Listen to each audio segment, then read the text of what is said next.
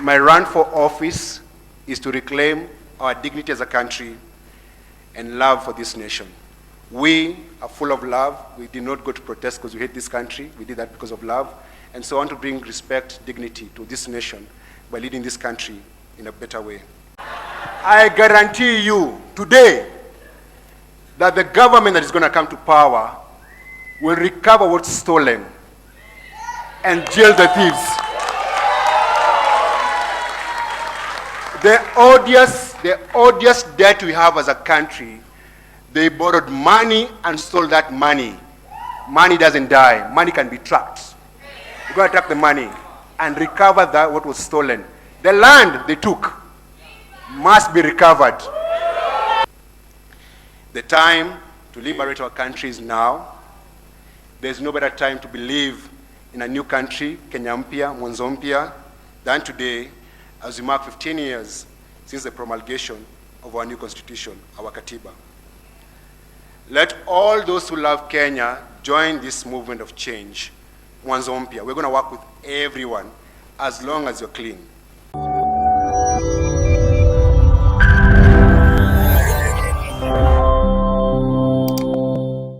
I know that you are ready, able and willing to change this country. And you have one weapon, love and courage. You have love for this country that we deeply, deeply love. And that love is going to be our driving force. You know, what they have on the other side is hate and violence. And we're going to encounter that with the courage to believe we can change this country. Part of the leadership of the movement are in this room, and we sat down after July protests and we said, we're losing too many kids. And you've gone to too many funerals. And you realize there's one thing they can't do. They can't out-organize us. So we stopped agonizing, and now we are organizing to bring about a ballot revolution.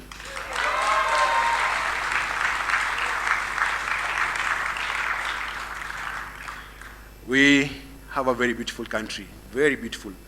People pay lots of money to come here, and we call this place home.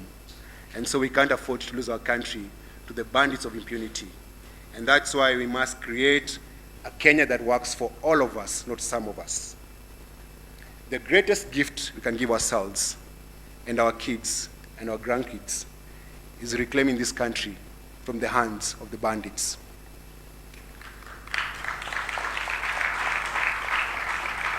My dream for the new Kenya is possible, and that is a dream. And that is a Kenya that is food for all. I want to ensure that education is free from kindergarten all the way to the university. You don't pay a single cent. Yeah. This conmanship of charging exams and charging education is so wrong. You know, when President Kibaki was elected in 2002, he said January 3rd, everyone reports to school. There was no budget, there was no allocation, and education was free. So most of us here, the Gen Z, went to school when Kibaki was not charging any fees. And much later, we have a bigger budget, and we can't afford to educate our kids. And that is a failure as a country. So I'm going to ensure that there's free education for all. Quality healthcare will be free. Afya bora ya bure. Not this she scam, you know, this scam that they're running. Shisha scam. We just lost 11 billion shillings. You see how rich you are. The other thing, about 29 million Kenyans have no access to clean water. And so, as a policy and as a government, when you get into power, we're going to ensure that maji ni bure, kill nchi mzima. Maji ni bure. I pay water less than the people in Kibera and Mathare and Korogocho. The poor people of this country pay much more for water than rich people. And then to equalize that, water should be free for all. The other thing is that we live in a very unsafe country where State House has an abduction squad, where the crime scene is State House, and so no one security is guaranteed. What I'm going to do as a country, I'm going to ensure that security for all is guaranteed, that the police will serve the people, not a few individuals, that if the country is not safe, then they should never be safe. And so I'm going to build a country that is safe for everyone. It doesn't matter your status. If you're in Pokot, like Emmanuel here, there'll be no bandits. If you're in Lamu, there's no terrorists. And then if you're in Nairobi, there are no land grabbers trying to take your playground, you know? I know all these things will be possible because in my administration, there'll be no corruption. There'll be zero corruption. The 2027 elections are about decorum, decency, and dignity. It's about creating a kinder nation where the presidency is a symbol of unity, a vision bearer, and a dream maker. I speak as we, not as I, because I belong to a movement that loves Kenya and has the courage to do the right thing at the right time, and that time is now.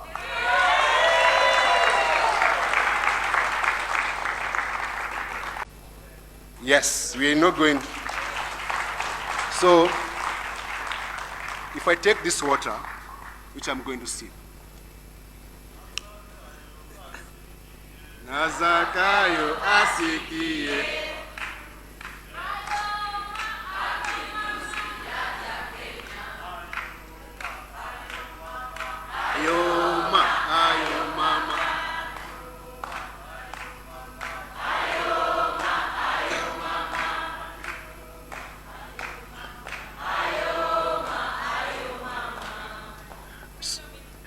Freedom is here.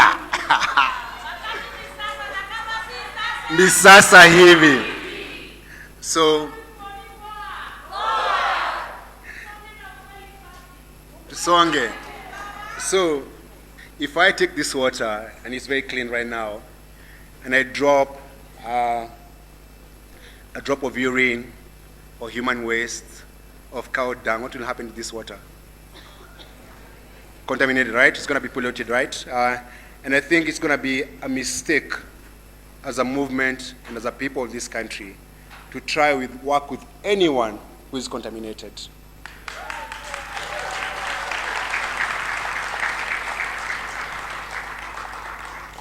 We cannot achieve change by working with people who have been part of the problem for the last 63 years. We cannot achieve change with people who have unexplained wealth. We cannot have change with people who are part of KANU. We cannot. You have to realize, in the 80s, we had the Nyayo torture chambers. When people were being tortured in Nyayo torture chambers and jailed in Kamiti without a trial, there are members of KANU who are life KANU members carrying a card. We cannot trust those people because they are hyenas. So as we call for unity among all the candidates, we're going to call unity among people who don't have a checkered past, so that we do not fall into the same trap.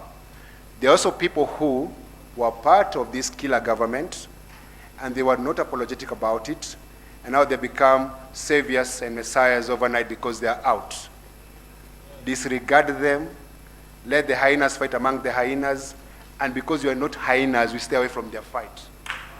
And we build a new country. Their politics is divisive. It's tribal. We cannot use their language. They have money and they have power, but we have will, we have love and courage, and with that we're going to defeat them. The truth is, to cast your vote, it costs nothing to cast your vote. So if you all register to vote, with all their billions, they're still going to lose. So as you sit here and those who are watching online, don't let money concern you. Money should be the least of our concern, because we have a vision and a mission to fulfill, and it doesn't need money, it just needs love and courage. With love and courage, you can take our country back.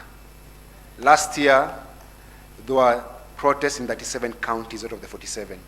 37 counties. There was no budget. There was no money. You know, when they came to arrest me, and they said I was financing the movement, they found there was no money in my account, there was no money in my office, and they still wonder, how do these people organize? It's love and courage. We love this country. You know, we had slept for a long time. Yeah? Yeah. We had slept for a long time, then we realized, actually, just a placard and a flag, and they start scattering. You know, the president had to call the military from the barracks. The man was scared before the old man sold out. Shame! Shame! Hawa wazee wende nyumbani wote. Na unajua ni kwenda nyumbani and then kidogo tunafungua mastaka and then tuenda jela. Let me tell you. This, you know, when I told my family was running, Nate, who spoke earlier, very well-spoken young man, and I'm so proud of him and my entire family. You know, Nate cried. Nate remembers us living in exile. Nate said, Dad, they'll kill you. But if I die, and I die for a better country, it's worth dying, right? Yes? But I don't want to die. But I know very well, even if they kill me, you can never stop this movement. Because the time for change has come, and there's no price. We can't be bought. Actually, no one ever sold out. The movement leadership and the people organizing, not a single person sold out. So don't be confused. You might see some people who crisscrossed all over. Those are meant to be where they're supposed to be. Yeah, do not complain. We are many, do not complain.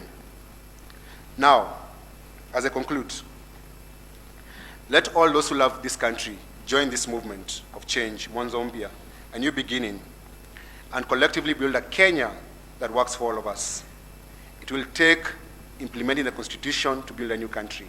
To the letter, that document is our roadmap to get out of this jail of these politicians. This campaign will need your voice, your prayers, your support, and when the time comes, your votes. Let's do it.